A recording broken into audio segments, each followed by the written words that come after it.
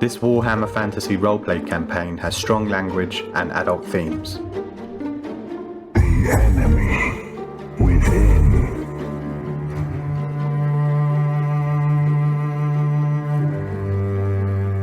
Okay, so as morning breaks in the dormitory and you all awake to Gustav coming in politely, Dietrich, he points over to you as he comes through the bar room. Says, I'm going to wake your friends up now. We're going to get breakfast ready, get everyone going, get them on the coach.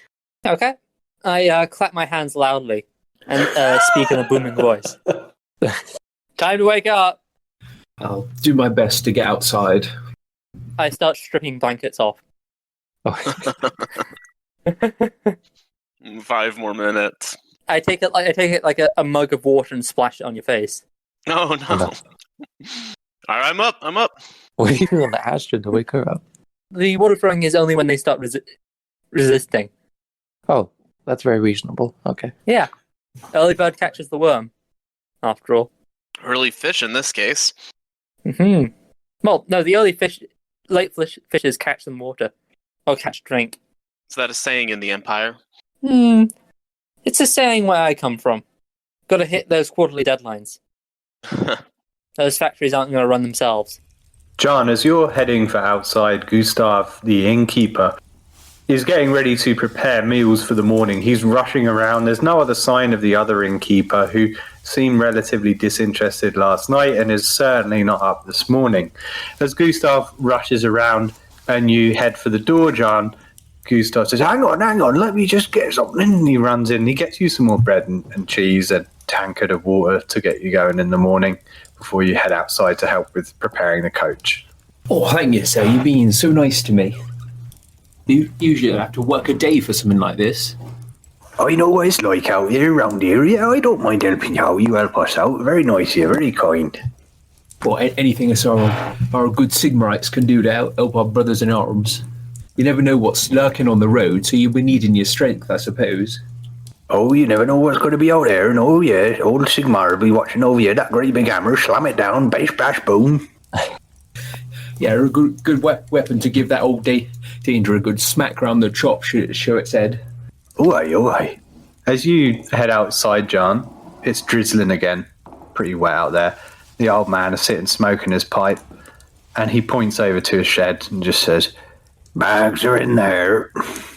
I'll take them and start loading them. Okay, the coach is pretty humongous. It's not like a coach in a movie that you'd imagine where there's seats for like 4 people. This thing's massive. It's, like 10 feet high and 15 feet long as well. As you load the bags onto the top, and you're instructed to also load many, many cases of clothes and hats into the cabin of the coach, Jahn. Clearly fancy hats and dresses for some kind of lady. And as you're loading them in, it becomes apparent that there's going to be room in the coach for the lady and a couple of other people, but it looks like everyone else is likely going to be traveling on the roof. Is there a spot on the roof where you can still talk to the people inside? You have to lean over the edge and look into the window to speak with them. Someone's got a romance. As Gustav brings out the morning bread and cheese and water for everyone. Everyone's present. The lady and her company. They don't seem to be paying attention to Dietrich in the way that perhaps he'd expect. Philippe is down, eating at the bar, and Ernst is down, reading again with one hand and eating with the other.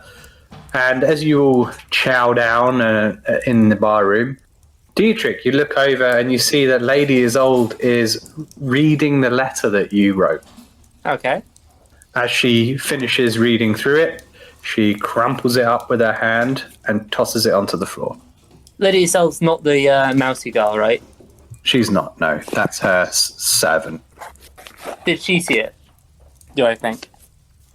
You didn't see her reading it. You just saw her sitting next to Lady Isolde as the lady read it and then discarded it. Do I think she read it? No. You could make an intuition test to see if you can get a feel for the situation.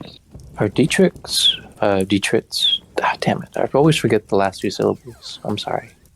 But are your emotions kind of playing on your face as you watch? Like enough where someone else would notice kind of your train of thought? For me? Yes. No, I've got like a half smile, Oh, mostly. I was just wondering if Astrid would catch any of kind of like your thoughts and stuff. I mean, you could roll intuition. Sure. I mean, you probably heard the conversation I had with them previously. Yeah. And I do look like I'm interested in the reaction to the letter. Yeah. Dietrich, how many success levels did you get there? I got negative success levels, -3. Okay, so as a player, do you think that this mousy lady read your letter? I don't think so. Okay, so that's the feeling that you'd get at the moment. Okay. Oh, bless my heart. I failed by 1 success level. If there's an opportunity where she's alone, and I can slip it to her, I'll try and do that. I'll keep an eye out. Okay, yeah, absolutely. And in regards to your companion Astrid, what would Astrid have picked up with a -1 success level from watching you? She definitely would have picked up that I was interested in the letter. She might have guessed that I'd written it, but she wouldn't know what it was about, I think. Okay. She can ask if she's interested. Or she can always ask me if she's interested. Well, she's a bit, I guess, still a bit guarded. Okay. Relatively new people. Is Astrid like, sort of stealthy? She is surprisingly quiet and nimble, though she has she's kind of like a short stack, but like Hulk Hogan, though. Okay. Hey, Astrid. I take out like a letter and hand it to her. Do you think you can slip this to the quiet lady? They're all quiet. The one with the blue eyes. The mousy one. I'm saying this quite softly. In character. Okay. Okay. She's doesn't really know how to kind of process the request, but she's, obliging. All right. Is she open to getting letters? I mean, if she's not, she can always throw it away. It's not something should be. It's not a mean-spirited letter. Will I get yelled at by the snobby lady? If you get caught, possibly. Jim, would Astrid pass as a very feminine lady that might mingle with these other ladies of high station? Well, I mean, you are of a lower status, so that would be apparent. And your status does affect any kind of fellowship. But it's up to you. If you feel that Astrid is a sociable person, then you could attempt to mingle with them. Sure. I'll grab a tankard of water and saunter up as refined and dignified as I can to the table. Okay. Make me a charm test. Sure. And it's going to be -20 because a lady is older, is of a much higher status. Oh shit, 74. So if I'm doing these rolls correctly, I look at my fellowship stat. Yeah. And then when you say -20, do I minus or subtract 20 from my roll, or? You minus it from your stat. Also, do you have any skills, any advances in charm? Not the faintest bit. Okay, so what's your fellowship stat?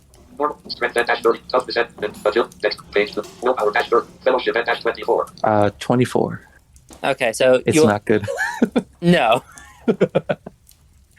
You rolled like a 70 something, right? 74 exactly. Yeah. So you've got -7 success levels.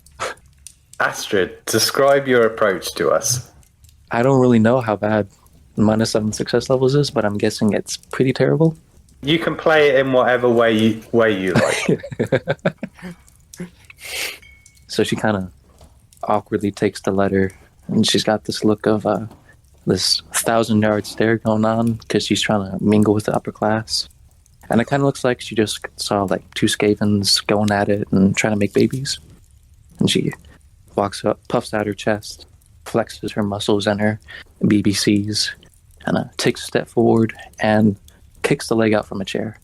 And after that ruckus, she'll try and pull herself together again and kind of awkwardly shuffle towards the three ladies with an iron grip on that letter, just kind of brandished open in the air. Astrid, as you approach the table and get within the vicinity of it, where it becomes apparent that you're approaching them to engage in conversation, without even looking up from her breakfast, Lady Isolde says, "No!" Astrid will very politely clear her throat and say, "My lady, could you give some pointers on acting better? Question mark."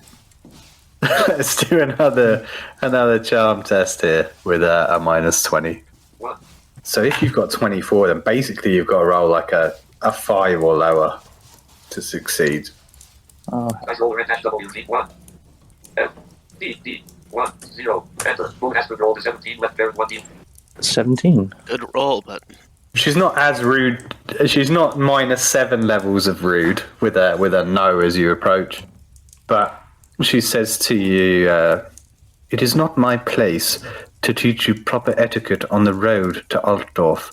I appreciate you coming up to us and asking politely, but I would politely ask you to use proper etiquette and leave." But my lady? Question mark. Would one of your servants of lesser station be willing to assist one in bettering themselves and not take up your precious time? Question mark. She looks at the mousy woman and then looks back at her food and says, "If it means that you will leave me in peace to enjoy my breakfast, then by all means." I am most gracious. And Astrid turns to face the mousy lady. Without making eye contact, she quietly gets up from her chair and follows you to wherever you lead her in the tavern, Astrid, but remains silent. All right. Is there any open space, or rather an unoccupied table? Yeah, of course, there's several in here. All right. So what I'm wanting to do is, since this mousy lady is apparently terrified, either of me or of her lady in higher station, I'm wanting to try and subtly pass the letter, and maybe using a tankard of water or a hunk of bread as a sort of a shroud or guise to make it not so obvious. She takes it and she quietly puts it into her back pocket. She takes it from you, and then she looks at you with imploring eyes, as if asking, "Is there anything else?" She'll awkwardly gesture to Dietrich and just kind of stiff as a plank sit up and then walk over to him. She's got this expression like she did a job well done. Okay, Dietrich. Painfully awkward, but Yeah. job well done. Oh, you succeeded. And that speaks to your courage and determination. It's good to have someone like you on the road. Thank you. And I hope your romance with the mousy lady reaches success. Me too. Let's hope she can read.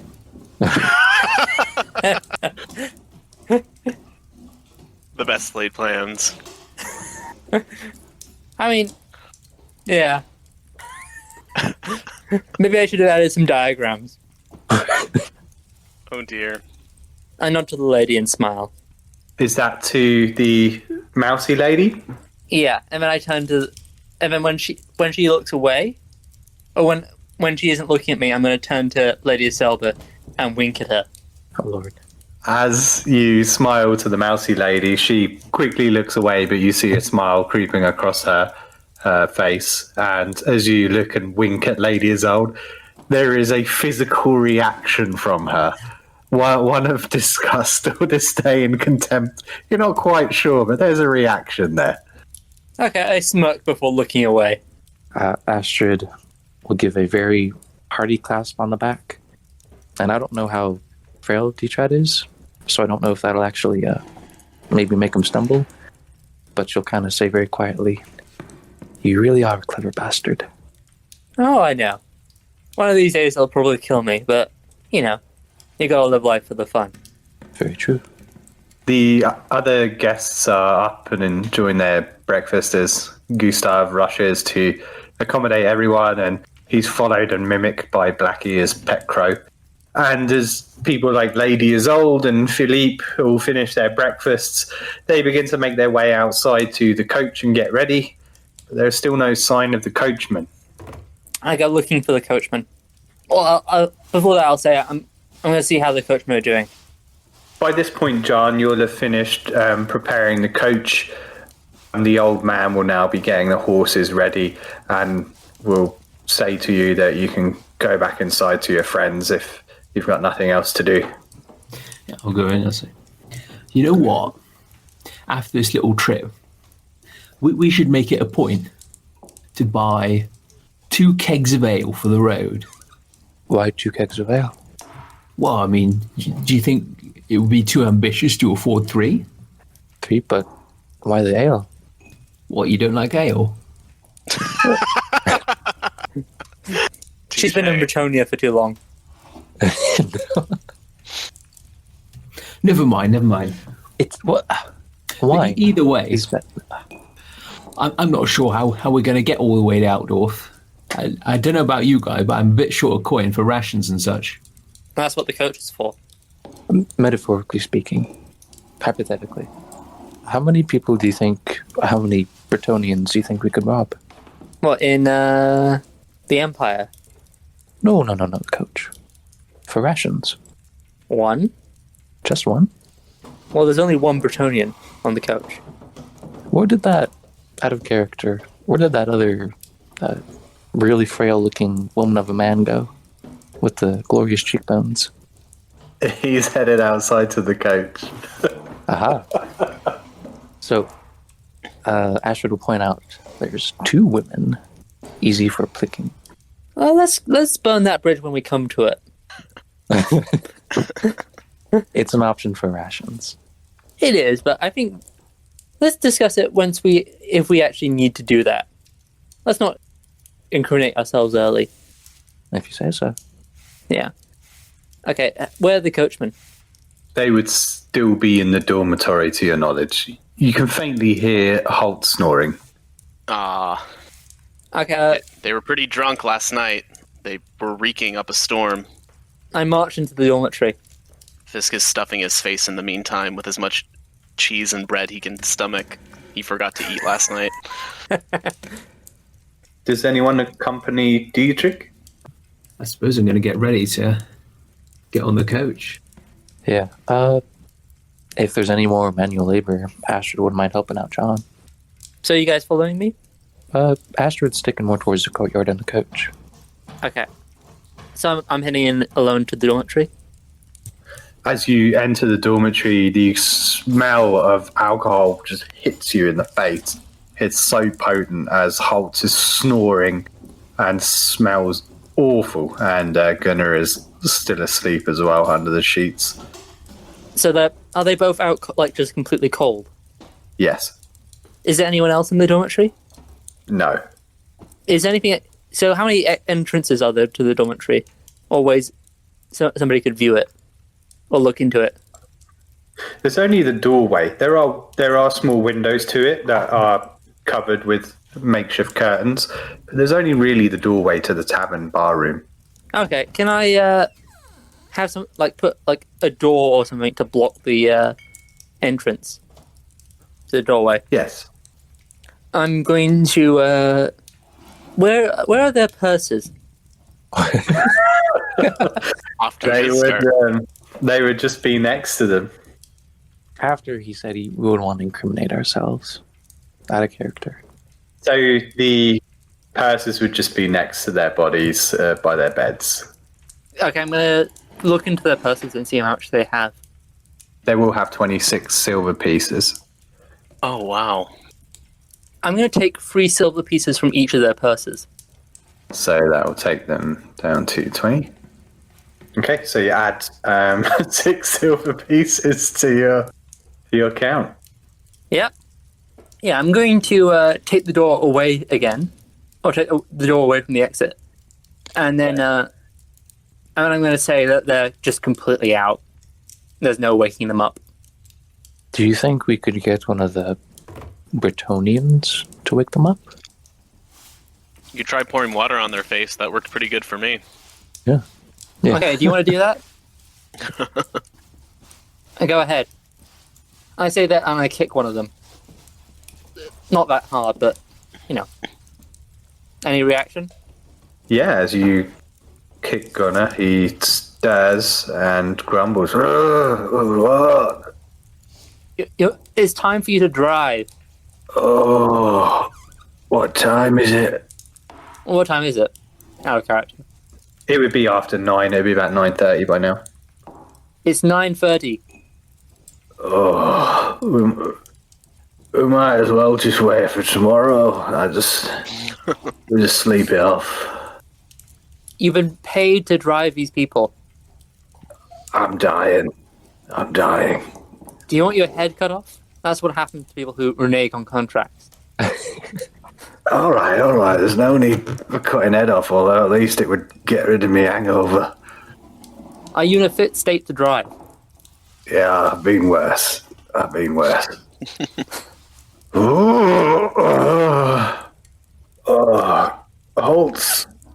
Holtz, you bastard. He kicks him. We're late. Holtz doesn't say a word. He's all picture, no sound, as he belches, and you're pretty sure you can hear something coming up with it as he belches, and he swings his large belly from the bed and begins to stumble and try to get his things together. He knocks over a table. He's clearly still heavily inebriated as Gunnar tries to get him on track. Does anyone else have any experience with driving? Out of character, does anyone have any good driving stats? If we could make it to the river, I could sail us, but no, not driving. I can make some pretty baskets. What are people's agilities? Ooh, let me check. I think that's what driving is, right? I don't have the driving skill. I have no idea what I'm doing. It's almost a 30 for me, but 29 for agility. Dexterity -34. I do have 36 agility. All right, I think you're probably our best bet for driving. These guys don't look in a fit state to do it. I mean, I could try, me lord. Actually, I go around and does anyone have any experience with driving the carriages? The coachmen seem a little bit out of it. There's, of course, no response from the lady and her people. Philippe just shakes his head, and Ernst is reading. He's ignoring you. He's standing under the awning of the inn and just reading. I go up to the Bretonian. Are you taking this carriage with us? Oui? Do you know your way around a carriage? I do, but I have paid to sit inside in the dry. Why would I sit outside and drive the coach? They just don't need even to be alive to drive. Well, hold on. What's happened to the drivers again? Are they really not coming? I mean, they're coming, but they're not drive-worthy. They drank a bit too much last night. Heavily hungover. Yeah. I wouldn't trust them to drive in a straight line. Well, let's just drag them outside, and I guess I'll sit out front. Keep an eye on them. Wait until they're sobered up. Well, keep an awake on the road, eh? I gotcha. Sure. Sounds like a good plan to me. Louis, can I persuade you to take the wheel? I'd feel much more confident having a Bretonian steering us. As you stand outside, Philippe sort of holds his hand out to the rain, fiddles with it in his fingers and says, I will not sit outside in the coach. Okay. Who else is there? Be Ernst, the slim gentleman reading a book, and then there'd be the lady and her 2 assistants. Either of you have experience with a coach? Mouthy woman looks at the floor and shakes her head, and the large woman just glares at you. She's no interest in conversation. Where are the coachmen at? Out of character. They're just coming out now. I point to them and say, do you really want them to be drivers? They don't seem that bothered as they begin getting into the coach. It's fine. I'll sit with them at the front. I ain't afraid of a little rain. I'll probably be on the roof anyway, not be able to properly afford the coin. It'll be an adventure. I mean, what's life without a little excitement anyway? A short one. Or so I've heard. Short either way where I'm from. Well, true. Very true. Much less boring. Much more boring though. I'll get up on the coach then. I'll hang over it so I can talk to the people inside there. Dietrich, as you look over into the coach, you see that Philippe, Lady Isolde, and her two helpers are sitting in there with several bags and cases. And there's a reaction on Lady Isolde's face as you hear Gunnar, the coachman, let out, "Sigmar's cock, me head's going to explode." Good day for driving, isn't it? Hopefully the rain will help their heads as Ernst sits under a big cloak continuing to read on the top of the coach. The rest of you, there is only really room up on top of the coach in the rainfall. Mm-hmm. The courtyard you're in is just as muddy as yesterday with these grey skies looming above, and everyone gets onto the coach, clambers in and on, and after some time the coach grumbles as its wood creaks and wheels bump out of the Coach and Horses courtyard. The Ratchet Lines coach begins to make its way down the Delbears Road towards your next destination. As it's clambering along, Jahn, the coach slowly comes to a stop, and as you look over, Gunnar and Holtz are sound asleep, leaning against each other. I make a wry smile. Now's my chance to have my fun. I'm gonna take over. Oh no. Never driven one of these before, but I always wanted to. Okay, let's make an agility test with -20. Really? He's never driven before. He doesn't have the skill. Okay. It's fine. The drive tests say as long as I don't get a -6, we're fine. Yeah. Then you have to roll on the oops table for driving. Whoops! That's not a good sound, man. I suppose I'll spend a point of fortune to re-roll that. That's really... That's really up my coffee. Go for the big jump! Right, so that's a -7. Oh dear. Whee! Okay, roll. That's a D10 there. Hit the rock, make it jump! Sweet Jesus. I mean, sorry, sweet Ulfric. Right, that is a... 1 second. A snapped harness. One of the horses breaks free and runs away. Well, not necessarily runs away, but it's free to do so now, I guess. This is going to be interesting. John, you seem to be doing a decent job of driving the coach along. And it seems to be going pretty well. Gunnar and Holtz sound asleep as you quietly keep the coach plodding along down the road. And after a couple of hours, the coach joins the Middenheim Altdorf Road. And as your coach rounds a tight bend, you see quite a horrifying sight in the middle of the road. And Jahn, it's especially jarring for you because it appears to be someone you know. Someone by the name of Rolf Hertzis, who was once from your village.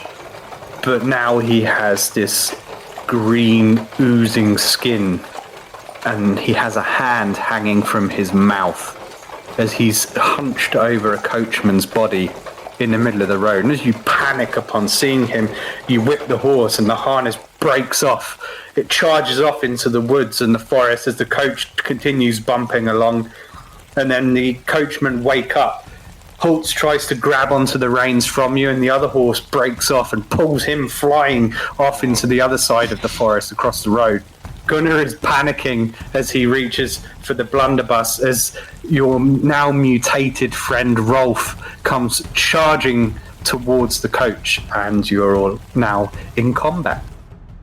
So Rolf comes charging towards the coach, and the way I'm going to do combat is, I know they have a static initiative system for this, and I don't really like rolling for initiative. I found that it always works pretty well in most games if we just take it in turns. So players go, then the DM goes, and back and forth. Alright.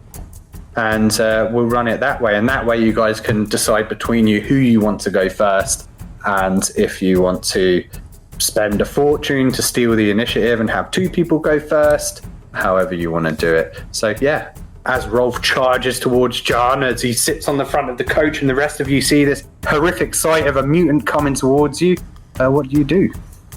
Anyone want to go first? You lot can go first while I shout at the coachman. Okay, I'm gonna grab my staff and charge at the mutant. Okay, absolutely. As you climb down from the coach, do you carefully climb down or do you jump down? Carefully. Okay, so you carefully climb down. That uses twice that amount of movement. You can get just past the coach towards him and engage with him. So roll to hit. Okay. And I will roll opposed with 37. Okay, Google, roll 2d10. You rolled 2 and 2 for a total of 4. 22, so I got 1 success level. I charged, right? Yes, you get plus 10. Yeah, so I got 2 success levels. Okay, excellent. So you win in that, and you get plus 1 to your damage against Rolf. I do 3 damage then. Excellent. I got my toughness. And I get 1 success level in this combat. Or 1 advantage in the combat. Yes. Okay, so he doesn't have any armor, his toughness. And you said 3 damage? Probably a bit more because of the staff. Yeah. I'll need to dig up how much that extra is. I believe it's 4 for a staff, plus your strength so I did 7 bonus. damage. Yeah, plus your 7, okay. successes. Minus 2 for my toughness. Dietrich, describe to us you charging at this mutant in the road and whacking him with your staff. I jab my staff into his sternum. As you hit him, it seems to do a lot of damage. His gross green leaky skin just flaps around the staff as you whack it into him and seems to congeal on the end of it. And you have 1 advantage. He's going to attack you back. So let me roll for that. And if you want to roll an opposed test. Yep. Okay, Google, roll 2d10. You rolled 2 and 4 for a total of 6. That's 1 success level. Okay, I'm re-rolling this. Okay. And that's 4 success levels. Ooh, nice. So you gain another advantage. Yep. Fisk and Astrid, when you gain advantage in combat, it automatically gives you additional success levels. So it's basically you're building up momentum in combat and beating the crap out of someone. But if you take any damage, you lose all of that advantage. All right. There's not actually a cap for it in the game, but a lot of people have said that that's kind of broken, so we're just going to use your initiative bonus as the cap for it. Yeah, that's pretty standard thing to do. Okay, great. So otherwise, you can end up with like something stupid like plus 100 bonus. That'd be awesome. They explode I think there's a when you technical touch cap them. of 10, Yeah. but I think at that point it doesn't matter. There's no real difference between a cap of 10 and a cap of 20. You're already rolling like plus 100. Yeah. So these advantage levels, do they give you extra success levels? Like Yeah. 3 advantages plus 3 success? Yeah, so for every point of advantage, it's plus 10 to all test skills. Okay. Rolf tried to strike back with a dagger and slashes at Dietrich, but Dietrich quite easily just knocks the dagger away with his staff. Which player would like to go next? Fisk will. Fisk will take note from Dietrich? Yeah, Dietrich. And climb down carefully, and then run forward and attack with his sword. As you run forward, roll us a melee skill test, and I will oppose it. Okay. Okay, Google, roll 2d10. You got 2 and 4. That makes 6. Oh, wow. Man, this is only going to result in me getting terrible rolls later, but I got 1 success level. Jim, do you mind if we pre-roll? No, not at all. If you're waiting on your turn, feel free to roll in the chat. Alright. Or do you mind if I use the dice roll that I've been using? Yeah, go ahead. Cool. Oh, dang. So that's 3 success levels. Plus 2 for the advantage. Oh, because you Okay. outnumber him. Well, you outnumber him, but also I think you get my advantage in this combat. You outnumber, but I don't think you share advantage. No. Unless you got some kind of skill I don't know about. No. Also, you charged as well, right? Mm-hmm. Oh, that's true. So technically Yeah. plus 30. Yeah, you get +1 for charging. Do all the success levels equate to anything, or? So, how much success levels did the bandit guy get? 1. Okay, so 6 minus 1, you get 5 success levels advantage from the opposed test. So you add that to your damage, plus your Oh, strength, plus sick. your weapon bonus. Awesome. So, how strong are you? 3 strength bonus. Okay, and what weapon are you using? Sword. Okay, so that's 8 plus 4 is 12 damage you do. Nice. Okay, cool. Holy shit. Okay. So what was your original roll? Mine was a 20. All right, so you hit him in the left arm, and he no longer has any wounds left, and you did about 10 damage, which is over what his actual base wounds are anyway. So we're going to assume here that you brutally murder him, and there's no way in hell that he could survive this attack. So Fisk, describe to us you hitting him in the left arm and killing him. I swing at his left arm. I swing at his side, and he moves his arm up to try to block it, and my sword goes clean through his squishy skin and embeds in his chest, in his sternum, or clavicle. That's it. And I wrench my blade free and kick him to the ground. His corpse slaps into the mud as this green ooze just passes into the puddles around him, still on the end of your sword and the staff of Dietrich. As he lays on the ground in the mud, dead, you can hear Gunnar finally wrenching his blunderbuss free. Too late, of course, as the passengers look out of the windows to see what's happening, as the coach trundles to a stop from the momentum. The horse is gone and halts pulled off into the forest. As you stand there, the mutated body on the floor and the dead coachman that he was gnawing on the hand of has a crossbow bolt through the neck. The dead coachman's wearing a sleeved mail shirt, and under the corpse are the tracks of coaches heading down the road. As you stand there, you hear off in the distance a bestial cry and some kind of creature up ahead around the bend roaring. Fisk shouts back to the coach drivers, "This one counts!" I'm still just shouting at them, trying to blame them for what happened. You bloody idiots! You fell asleep while driving the bloody coach. You almost crashed into a rock and into that weird creature over there. Gunnar is almost speechless. He's panicking and he's trying to get the blunderbuss ready. You go, where the fucking hell is Holtz? Where did it go? Holtz, he's do I see Holtz? You do not. He's off in the forest somewhere. Oh, sod, wasn't he just sitting next to me? Bloody hell. We have to go after him. We can't leave him alone out there. There's all kinds of who knows what. Does the carriage have another horse, by the way? So one of the horses ripped off. The one that you broke the harness off went off to the left, and the one with Holtz dragged him off to the right. So the coach is horseless. Fisk would love to do a little once-over on the bodies, see if there's anything worth salvaging. Yeah. Yeah, absolutely. The dead coachman looks like His pockets have been emptied, but he's wearing a sleeved mail shirt. That would certainly be something of use to you.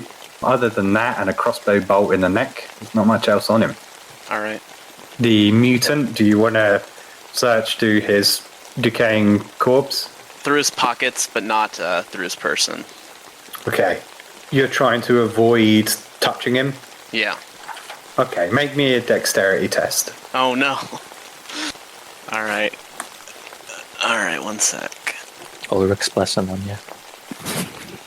As Fisk is searching through the pockets of Jahn's old friend or rival, Jahn is arguing with Gunnar on the coach. Astrid still on the back of the coach, and Dietrich standing next to Fisk as he searches through the body, and you can hear more bestial cries from up ahead around the bend, roaring. Can I see the beast? No, you'd have to walk up around the bend of the road to get to where you believe the sound is coming from. I will re-roll that. Is there a way I can still stay relatively close to the coach, though? Like, so I can run back to it? The best way would be to take a straight line through the forest and try to use it as cover if you're trying not to get spotted and to rush back. Yeah, I'll do that. So that was slightly better, but it was still 4 negative success levels. Okay, you get green goop all over your hands from his body. Fisk, it's disgusting. Alright, I'll mark -1. Astrid has kind of leaned down and is addressing the people inside the coach. And she's loudly demanding that anyone who's not a sissy, please politely help. Boom! The door of the coach slams open. Philippe jumps out, draws his sword, and roars out, "On guard!" as he stands after the fight is already over. Dumbass, they're dead. Battalions. Did I find anything in the goop? Yeah, you found his dagger. There was nothing else in his pockets. Seems to be mutated beyond the reasonings of a person. He was trying to eat the coachman that was on the floor as you approached. Astrid's ushering Felipe towards the the mutant. As Philippe is ushered over, the three of you see Dietrich heading off into the forest towards the sounds from around the bend. Fisk will keep looting. He'll get that mail shirt. I don't know how long that takes to shimmy him out of it. I mean, it would take a little while, right, to pull a shirt off a dead guy? Yeah. I'll run off to the right of the road and see if I can see where the horse ran off to. Yeah, of course. We're going to need it if we're going to get out of here. Yeah. Astrid, what are you up to? She's probably stalking off towards Dietrich and making sure that he probably won't die, and maybe to assist if he does get in any spot of trouble. I will give a description to Dietrich and Astrid, and then I'll give a quick description to Jahn, and then hand it back over to you guys. You got it. So, Dietrich and Astrid, as you approach in the tree line, no need for a stealth test here. What you can clearly see through the trees is a ghastly scene. An overturned coach lies across the road with bodies littering the ground around it. Two of its horses are desperately trying to struggle free of their harnesses as this creature with a large body and an incredibly small head hacks maniacally at them with an axe. A human with a dog-like head is lying screaming next to the coach. Its bestial cries are what you could hear from down the road as blood pumps from this creature with a dog-like head from its wounded leg. A mutant with a pointed head is trying to bandage up the dog creature. And a fourth mutant with cloven feet is feasting on one of the bodies from the coach. Searching through the various corpses is a fifth mutant, a humanoid with scaly skin and a large loaded crossbow. And then over to Jahn. As you rush off into the trees, you can see where the horse has traipsed through and rushed and dragged poor old Holtz. And as you rush through the tree line and get into it, you stop for a moment to try and gather your bearings, and then you hear something running towards you through the trees. Uh-oh. Draw my trusty dagger and try to turn towards it. As the trees branches explode out in front of you. Holtz is revealed, and as he sees the dagger, he screams, "Don't fucking stab me! Don't stab me!" Holtz, you old fool! Draw a weapon, we're under attack! From who? Some bloody thing. Don't ask who. What do you mean, don't ask who? Who am I supposed to stab? You'll know when you see them. The screaming things coming at us. Nasty stuff. Mutants, witches. On the road. Curse him. Sigma! Help us, Sigma! He is fumbling for his dagger in his belt, but you can see his hands are visibly shaking as he tries to grasp it. Each time you bring up another horror that could be on the road, he panics again and pulls his hand away. Oh! Where's the horse? Where's the horse you ran off with? She's over there. She's panicking. She don't know what's going on. We need to get her back to the cart. If we can't get any horse back, we can't get moving again. And we don't want to be stuck out here. Oh, no, not with witches on the road. Holtz will begin to panically lead you towards where the horse is, John. And as you get there, it's bucking around in the forest. You can hear it grunting and exasperating, scared in the middle of these woods. I'll try and calm it down. Best I can, I guess. I mean, I worked with horses before. What skill or talent would you use for that, John? Probably charm animal, though I technically don't have any advances in it. I do have animal care, but not charm animal. Animal care is more for the general day-to-day, right? Yeah, Like, so or I'll healing just use them. charm animal. So I know horses, but not really how to handle them. So I'll just try my best from what I've seen other people doing. But charm animal's willpower, funnily enough. Yeah. What difficulty? We'll just say it's challenging, so just the standard 0, because you've got like a 20-something in willpower. Oh, man. Great Aced roll. it. 2 successes. Excellent. Holtz is standing there, he's panicking, and as you're quietly moving over to the horse, you can hear him, quickly get it.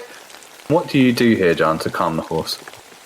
I'll do my best to ignore Holtz and just kind of reach out for it and just kind of touch it and stroke it a bit and kind of take a firm hold of its reins and try to lead it back. It calmly follows you back, John, and Holtz is following you, looking over his shoulder, and so you've been touched by Sigma, lad. You really have. The way you handled that horse. We ain't out of the woods yet. Let's get back to the road with the others. Best be quick now. We'll need all the weapons we can. Dietrich and Astrid. Well, I described to you the grisly scene you saw from the other coach that had been attacked ahead and the 5 mutants around it. What do you guys do at that point? Hey, I'm back, Jim. Did you get the description of the coach crash? I dropped. Oh, okay. I'll briefly go over it again for you. Appreciate it. So you and Dietrich walk through the forest to see what the screaming was from around the bend. And I described that there was a ghastly scene before you where there's an overturned coach that lays across the road with bodies littering the ground around it. The 2 horses of the coach are still alive and they're desperately trying to struggle free of their harnesses as this creature with a large body and an incredibly small head is hacking at them maniacally with an axe. There's a human with a dog-like head which is lying screaming next to the coach as this blood just pumps from its wounded leg. This man with a pointed head tries to bandage the dog creature's leg. A 4th mutant with cloven feet is feasting on one of the bodies, and the 5th mutant is searching through the various corpses, collecting any valuables. He's got scaled skin and he has a loaded crossbow with him. Oh, They haven't seen you. that's beachy. Okay, I'm gonna grab a rock and give it to Astrid, and I say, throw that rock at them. I'm gonna hide behind this tree. Alright. When they come to you, I'm gonna leap out and ambush one of them. Alright, I'll try my best. Alright? I'm hiding behind the tree. I guess I'll throw the rock at the scaly-looking What mutant. could possibly go wrong? Yeah, I mean, I'm gonna try and make myself look as docile and as innocent as possible. By throwing a rock at them. Yeah, You're going to look at innocent and docile. yeah. Okay. Well, I mean, like an easy prey. So would you guys consider a rock to be classed as an improvised weapon? Probably, yeah. Sure. There is actually a profile for the rock in the weapons. Oh, really? Let me read it to you. A ballistic skill throw-in with a range of 3 times your strength bonus, and its damage is your strength bonus plus 0 plus success levels. Alright, so my range would be 3 times your strength bonus, correct? Yeah. Yeah. Yeah. Does that have the undamaging quality? No, it does not. Oh. So what would your range be, Astrid? 9, or 3 times 3. 9. Yeah, so you can throw up to... you can throw up to 27 meters, but beyond your range, it counts as extreme range. I think that's either a -20 or -40. That would definitely be within range to throw at this scaly mutant with a crossbow as you move through the tree line alongside the scene. Do you want to attempt to make a ballistic skill test and try to hit it? Yeah, I'll make a ballistics test. Let me roll. Oh yeah, what range is the mutant? Left there. From the tree line, I'd say that he'd be 10 to 15 meters, so it would definitely be half range of the max there. So range band be short, I think. No, Short would long. be like Divided by long. 2, right? Yeah. Long long is is times maximum 2. range times 2. Yeah. Extreme is range times 3. Okay, so it'd be long range. Alright, I have 2 success levels on that. And that's plus your strength bonus. Your strength bonus is 3, so it's a total of 5. It's -10 shooting at long range. Okay, so take away 1 success level. Then that'd be 4 SLs. It's pretty good still. Yeah. 4 minus his armor and toughness. As you throw the rock, Astrid, are you waiting until the mutant is searching in a particular position, or are you just throwing it, just hoping to get their attention? There wasn't really, I guess, a whole lot of time to plan, so it's just a shot in the dark. Okay. And what number did you roll, by the way? 14. 14, okay, so that hits him in the left arm.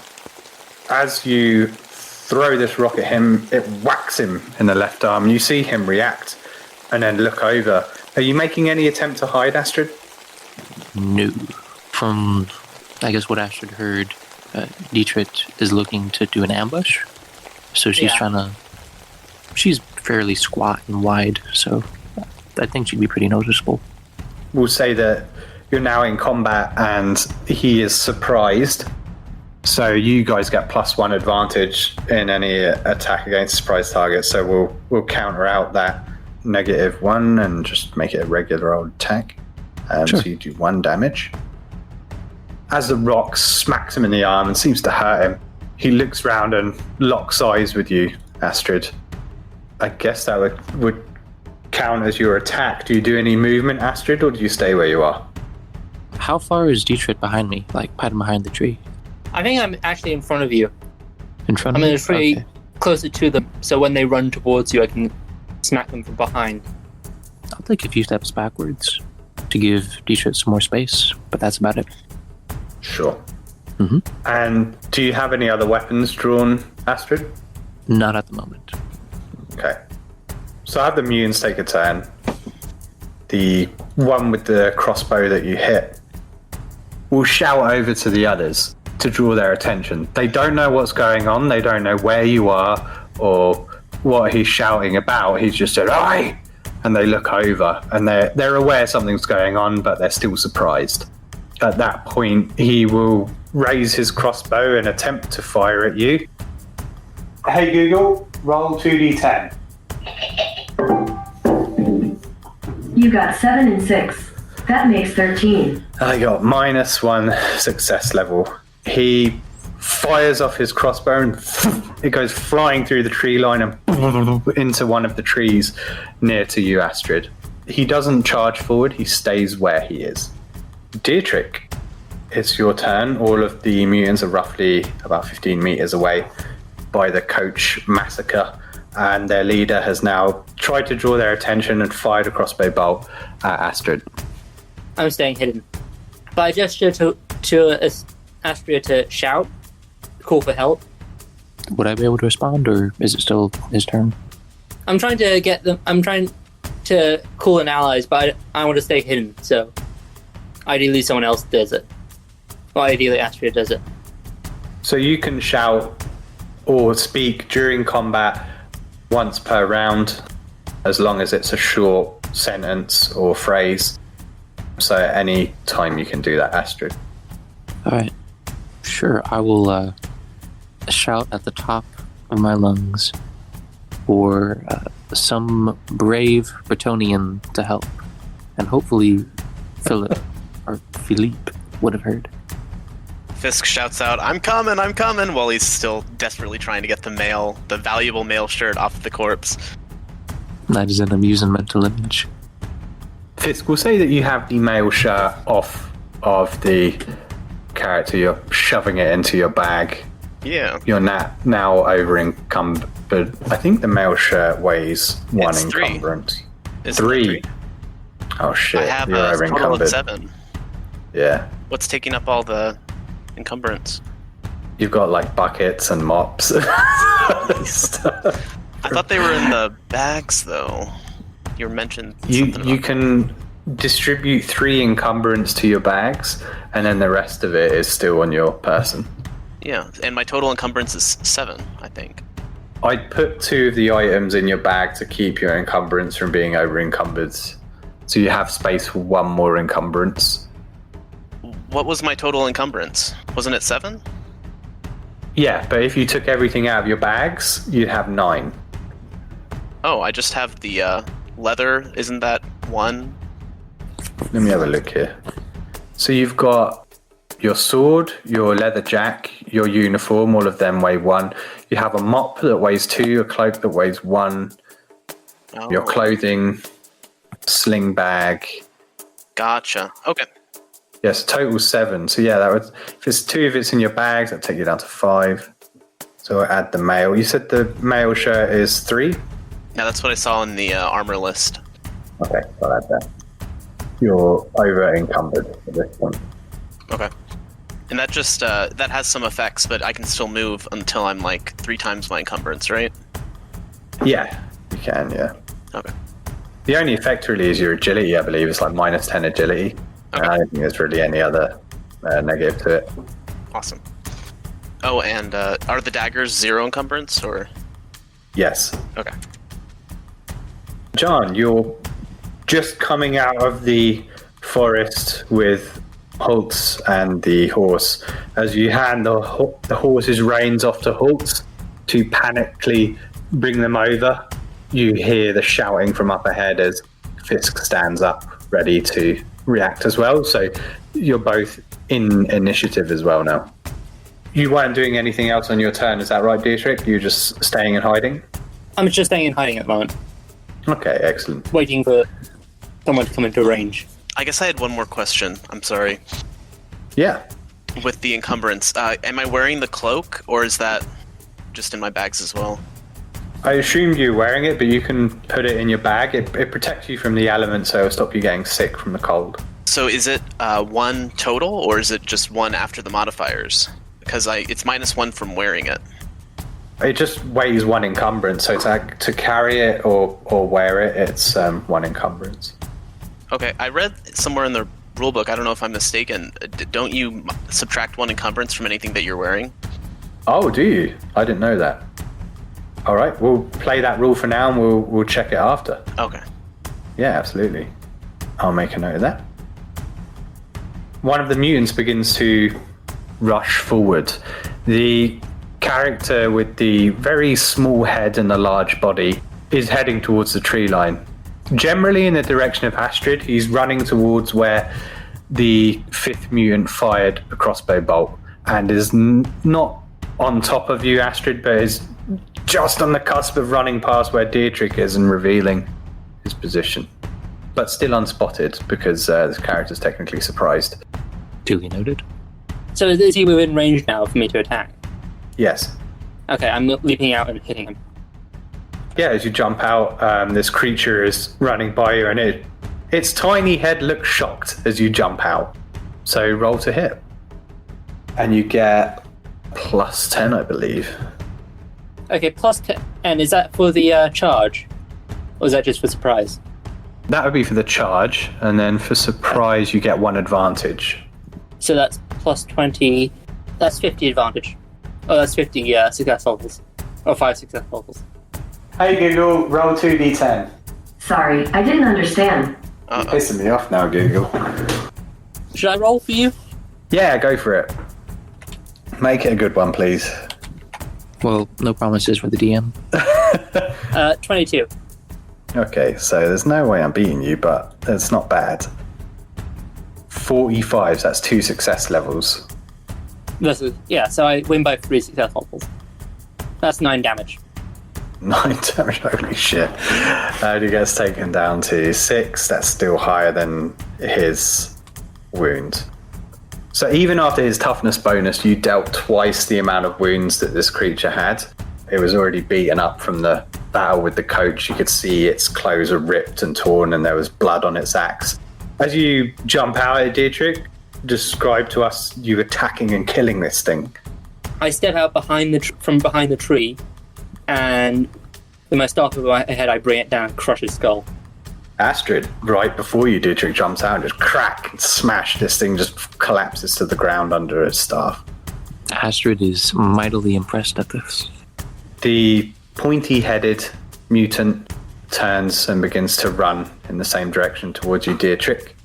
At this point, it would be enough to reach you because you managed to reach within range of that other creature. So I'll roll to attack. You got 1 advantage there from that. Plus you have an additional advantage against this creature as it's still technically surprised in this round. So if you roll an opposed test. Okay, Google, roll 2d10. You got 1 and 5. That makes 6. 15. And I need to get, that's 45, that's 2 success levels. Oh, no, 3 success levels. How'd you get on, Dietrich? Oh, do I need to roll? Yeah, if you make an opposed test. Okay. That's 4 success levels. Excellent. So that includes your advantage and your advantage for the surprise. No, okay, then that's 5 success levels. Okay then, so I only got 3. So you managed to succeed. This creature runs forward with an axe, and as it swings at you, Dietrich, you just manage to knock its axe out of the way with your staff. Mm-hmm. Excellent. Okay, so Fisk and Jahn, it's your guys' turn. What one of you can take this turn? Okay. Fisk still with one hand shoving armor into his bags. Is sprinting off in the direction of the sounds of combat. Are you gonna run or are you gonna sprint? I don't know if I can make it. Will I be able to make it there if I just run? So running is double your walking movement, and then you can sprint, which is your running plus an athletics test. Oh, cool. Let's see. Yeah, I'll sprint. Let's see how badly this can go. It's only Warhammer. I mean, what can go wrong? Sprint hammer. So 34. This is less than a coin flip. Alright, let's see. Oh. I've been getting these 6s. Wow. Is that 3 success levels? Yes, it is. Excellent. Just running that extra 3 movement. Easily, you'd be able to not only make it there in time, but reach over towards Dietrich. Are you moving to assist Dietrich as you see the scene before you, or to fall back with Astrid? I'll go forward with Dietrich. Okay. As you move towards Dietrich, you can see that there is a mutant laying on the floor with its tiny head caved in, and another pointed head creature is standing in front of him, battling him, swinging its axe as Dietrich swings his staff around and knocks it away. Another mutant will charge into the fray. The one with the cloven feet will run towards Dietrich as well, and Dietrich now has 2 advantage plus this creature's shocked or surprised, sorry. And that's going to be 3 advantage to you, Dietrich, as you make an opposed test, and I'm going to get a bonus for outnumbering. Okay, Google, roll 2d10. Ooh. 5 and 9 for a total of 14. 5 and 9. Holy shit. Got a 0. I'm going to re-roll this. Yeah. I mean, that's still not good. That's 0 success levels. I Was it also 1? got 0. Oh, you got 1? Yeah. Okay, so you win that round. So I rolled really poorly.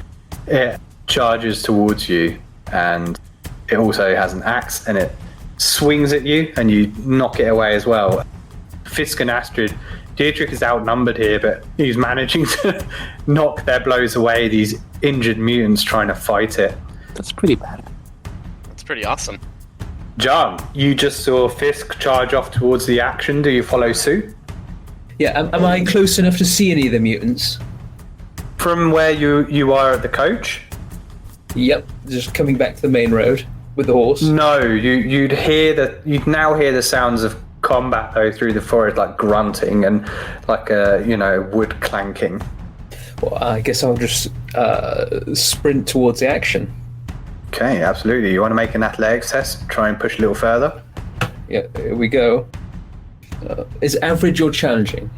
Am I in combat yet? Technically, You're technically not in combat, so and that's 1 extra success. So you manage to charge forward and break ground with Astrid. So you are standing behind Fisk, who is just about to go into combat, and Dietrich is fighting off these 2 mutants with the staff, which is pretty impressive as you watch him just spin it around and knock their axes away. What's the general physique and physical description of Dietrich? I'm quite weak. Yeah, that is pretty impressive. Yeah. On this turn, then, as you guys are all finished, the mutant that's bleeding from its leg with the dog head that you could see, Dietrich and Astrid, it's half bandaged up and it's now attempting to run. It's gotten up and it's running the other way off into the tree line. As that happens, you guys hear noise behind you. You hear the sound of a Bretonian roaring as Philippe rushes through the forest, charging behind you. Nice. Okay, we'll come to the top of the turn order. Astrid and Jahn are from the coach itself and would have to run over. The mutant with the crossbow is still standing there, training it on you. The other 2 mutants are fighting Dietrich, and the dog mutant ran off. Who'd like to take the first turn? I go first. And Oh, sorry. Go on ahead. seeing a crossbow, looks like a proper soldier's weapon, I'm gonna charge it. I could do this in a hand. What, you want to get shot? No, I'd rather not be fighting 2 people alone. I'll definitely come up and help you on my turn. Does anyone here have a skill in crossbow? No, but I got a skill in disarming people Nice. by grabbing them and smashing their heads in. Touche. So I guess I'll go and charge the guy with the crossbow. Yeah, absolutely. So you're able to charge and get into range of attacking them, and you get a plus 10 for charging. And I'm going to have to use dodge. Yeah, and I'm going to make a melee brawling attack. You're just punching him? That's what I thought. Yeah, trust me on this That's one. awesome. Fists of Fury. Yeah, man. Okay, I'm going to roll to dodge. Okay, Google, roll 2d10. It's 8 and 8 for a total of 16. Holy shit. Rest in peace, Jim. Oh man. -5 success levels, and a critical fail. So I'm going to use my melee attack rather to do damage to actually grab him round the arms and the throat. Okay. You successfully managed to grab him then if you can roll more success levels. Yep. So by doing the brawling, I can choose to either punch him or grab him. So he's now grabbed. He's entangled, and he needs to beat me in a strength contest to escape if he wants to move away from me. Okay, so on his turn, I can make a strength test. So for us newbies, what all can he do when he's grappled? Is it similar to D&D where he can still attack? I can move him, or I can do a special kind of wrestling attack where I use my grab to just kind of strangle and pull at his limbs. Nice. You could do a suplex. And what about him? He can act normally, but he can't move at all. Gotcha. All right. Seeing as he's holding a crossbow, I don't think he's going to be... Yeah. Yeah. The main thing I wanted to do was that means he can't use it now because he's in close combat. As I'm just grabbing at his arms and preventing him from firing. Okay, that makes sense. I'm kind of tempted to try and hit Dietrich, but I'm pretty sure you're on 3. Yeah, you're on 3 advantage already. I don't think these guys have much chance. So I'm going to try and hit you with the pointed-headed mutant Dietrich. Hey Google, roll 2d10. It's 7 and 8 for a total of 15. Jesus. -3 success levels. I can't win because even with the advantage, Dietrich has 0 success. Even with the current really roll, bad. the advantage gives me the edge. I block the attack. Oh shit. And what's the maximum number of advantage we can get again? Up to your initiative bonus, so Okay, cool. for me it's 3. Awesome. I think mine's 3 as well. Yeah, so this mutant comes back at you with the axe again, Dietrich, and you're on a roll. You just knock that thing out of the way, no problem. They're starting to realise that things aren't going their way at this point, even though they're no longer surprised. Who would like to take their turn next? I'll go next. Okay, Astrid.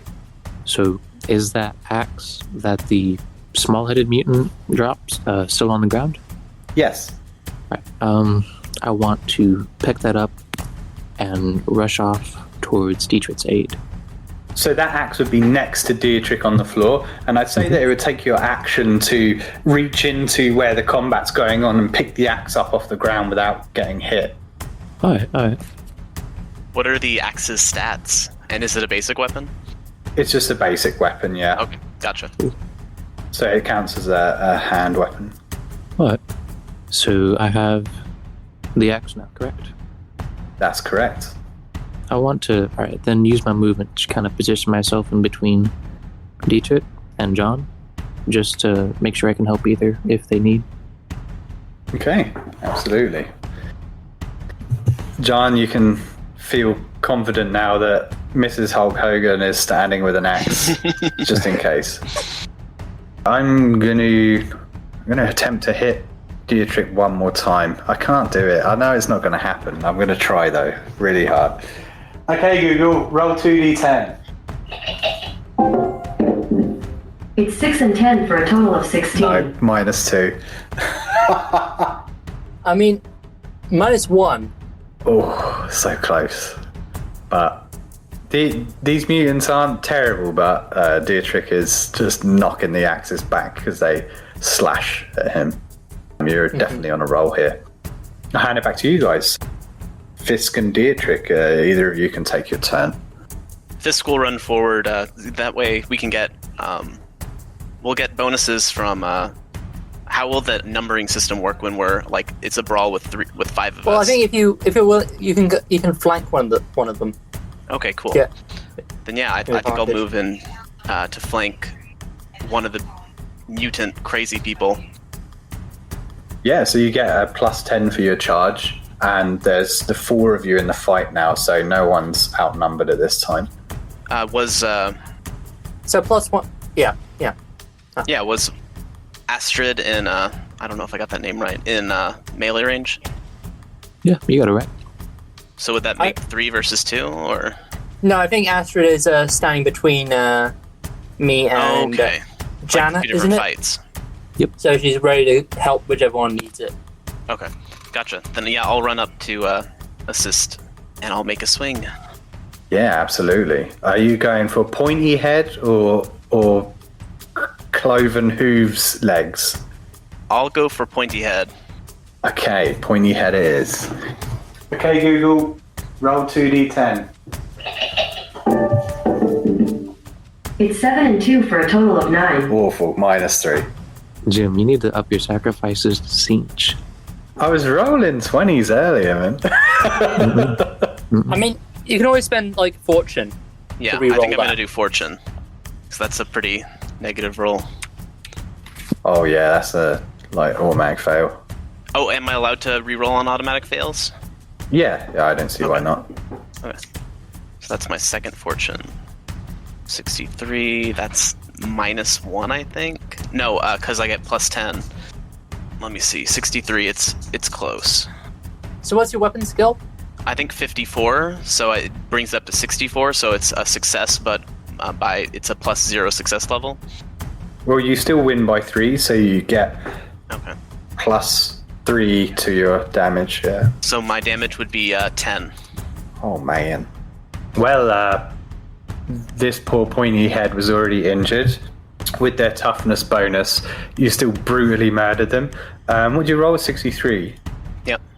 Okay, so you hit him in the body as you murder him. Describe this to us. I run him through with my blade in his stomach and twist it and pull it out. He gasps as the blade pierces through their body, and as you twist it, there's a "Ah!" and as you pull it out, it falls to the floor dead. Excellent. Before Dietrich's turn. Okay, let's get ready, wrestling fans. I'm going to try and break free from Jahn in the opposed strength test. I've got a strength of 39. Okay, Google, roll 2d10.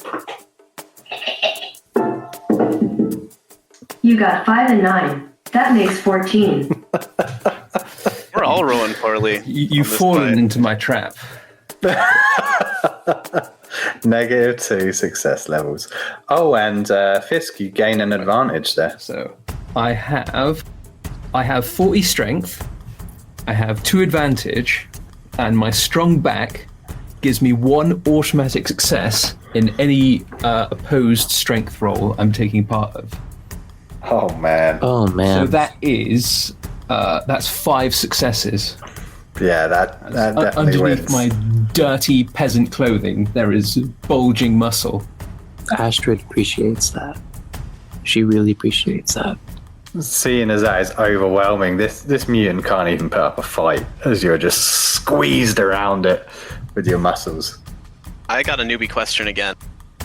When you fight, how do you get the advantage? Is it just 1 for any sort of success, or is it based on the success level? There's a list of different conditions. Number 1 is winning any opposed test.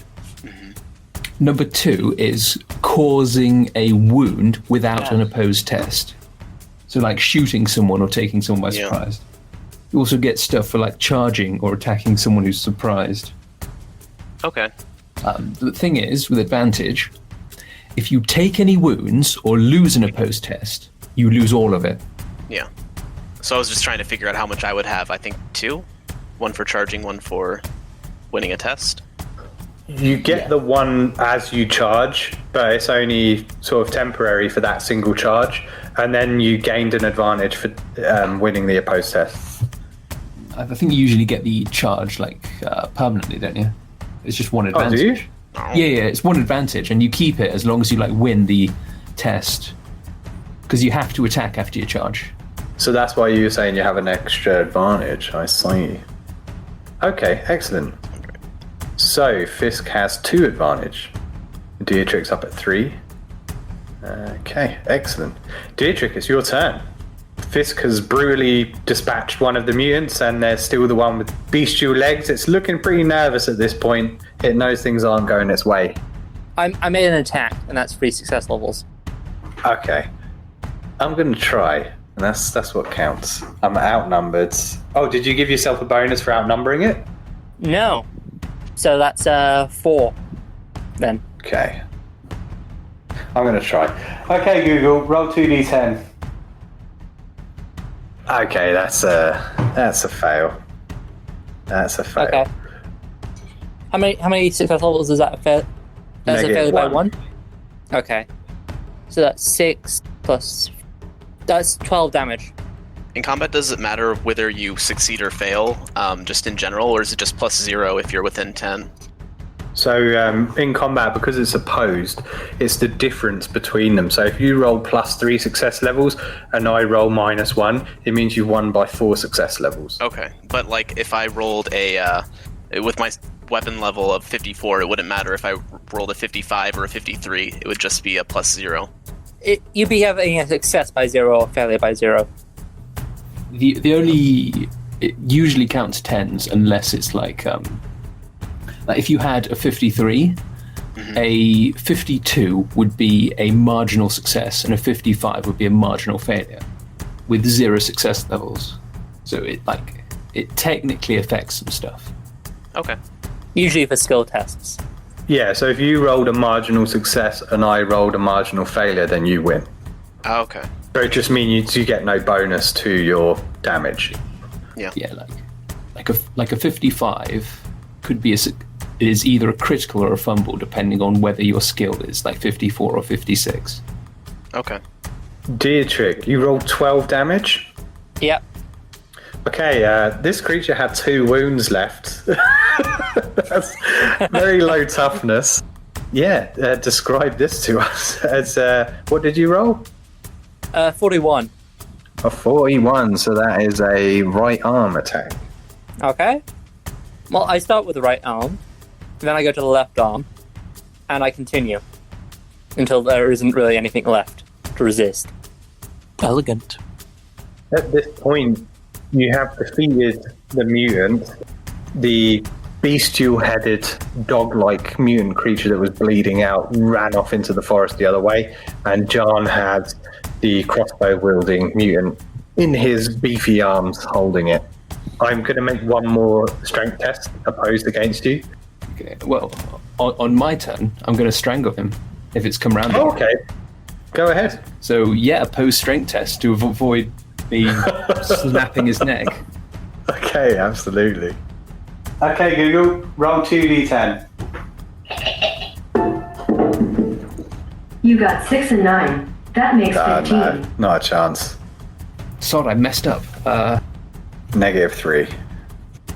And I get -1.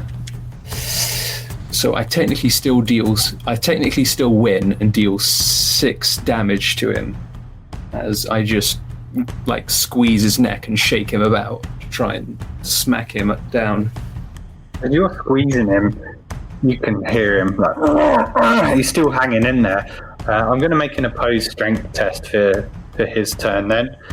Or before that, Philippe gets to go, as it's the end of the round of combat previously. Philippe will approach and, holding his pistol, he'll look at the rest of the party and ask them, Should I shoot him? Don't shoot John. Come here and put the boot in! Put the boot in! I shrug. Help me get him to the floor! Smack him! Okay, I smack him with my staff. Hi, Dietrich. Make an attack. I can't really dodge. I'm helpless at this point. Yeah, you get -10 for dodging, and for the staff, you get +20 for outnumbering and +20 because I'm holding him still. I still fail. Jeez. What did you roll? Oh my god. 96. Okay, yeah, that's... Even with your +40. Well, plus whatever. It doesn't matter.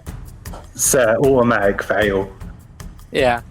As you swing the staff, you just completely miss. The ground's too muddy, you slip and just miss out. I'm going to make an opposed strength test, try and break free. I imagine it's all in vain, but I'll try anyway. Probably. Okay, Google, roll 2d10. Are you up to +3 since you won that? Since you Yeah. won that? You rolled 2 and 1 for I a am. total of 3. Oh wow. So I got 1 success level. I got 7.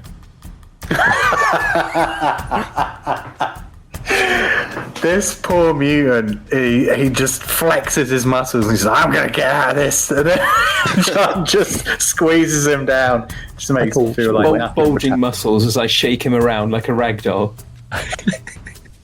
Fisk and Astrid, what do you do at this point as you see John just squeezing this mutant out? I would love to slowly walk over and then stick my sword in his gut. I mean, is John wanting to just finish him off, or? I mean, he has it handled. Very poignant question. What part of help me smack him? All right, I'll come over and I'll try to run him. Well, I ain't rolling around with him for fun. yeah, I'll try to run him through without hurting John at all. Is it John or Jan? Jahn. Jahn. All right. So you technically have 3 advantage at this point, Fisk, and you get a +20 for outnumbering him. And a +20 because I'm holding him still. Because he's losing a grappling duel. So that's on top of outnumbering him. Yes. Plus 7. So it's +40. Yes. Holy shit. Because I'm basically like holding him still so he can't defend himself properly. Yeah, absolutely. I'll make my test. Okay, Google, roll 2d10. Ain't gonna happen, Captain. Oh wow, 3 success You levels on got my 2 and own. 3. That makes 13. I Ooh. got 3. I got 3 as well, plus all my bonuses. So that's 3 yeah, for shit. advantage, 2 for the holding, and 2 for outnumbered. So that's +7. So I have 10 total success levels. Jeez. So it's 7 against my 3, right? Yeah, I think 10 against your 3, because I rolled 3 success levels just from the dice. Oh, okay. Either way, this guy's pretty fooked. Because he's got 3, 4. Okay. Just everyone jumps on him. Yeah, he's dead, Fisk. You actually just managed to take out the remaining 6 wounds against his armor and toughness. All right. What did you roll, Fisk? Oh, sorry, I rolled a. Let's see. I'm looking it up. It's hard for me to find it after we miss it. 21. 21. Okay, that's the left arm again. So describe this to us. With his deep hatred for left arms, Fisk drives the sword, cutting his arm off, and then just kind of using his momentum to drive the mutant into the ground so that Jahn and Fisk can just beat him to death. Excellent. And with all the mutants laying dead, that's where we'll leave it this week. Okay. Okay. Knights of the Braille are groups of blind, visually impaired, and sighted tabletop role-playing game enthusiasts. We have accessible materials, groups, and community online. For more information, please visit knightsofthebraille.com. Follow us on Twitter @BrailleKnight, or email us knightsofthebraille@gmail.com. Thanks for listening.